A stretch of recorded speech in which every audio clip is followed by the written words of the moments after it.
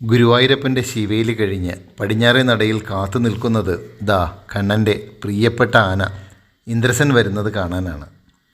ചെവിയും വട്ടം പിടിച്ച് വരുന്ന ആ വരവ് ഗുരുവായൂർ കേശവനെ ഓർത്തുപോയി. ഇവന് 10 അടിക്ക് മുകളിൽ ഉയരമുണ്ട്, നല്ല ഭംഗിയുള്ള കൊമ്പുകൾ, അഴകുള്ള തുമ്പിയും വാലും, തേർനിറമാർന്ന കണ്ണുകളും, നല്ല തലപ്പൊക്കവും അഴകും.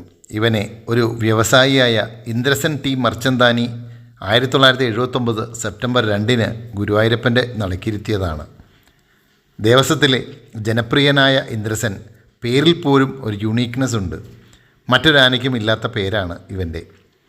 ഗുരുവായൂർ ഏകാദശിക്ക് ചരിത്രപ്രസിദ്ധമായ ഗുരുവായൂർ കേശവൻ അനുസ്മരണ ഘോഷയാത്രയ്ക്ക് നായകനായി നയിക്കുന്നത് ഇവനാണ്.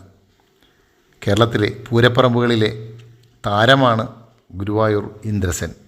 എഴുന്നള്ളിപ്പുകളില്ലാത്ത വേളയിൽ അവൻ പുന്നത്തൂർ കോട്ടയിൽ അവൻ്റെ ഈ ബംഗ്ലാവിൽ ഉണ്ടാകും. കൃഷ്ണ ഗുരുവായൂരപ്പ.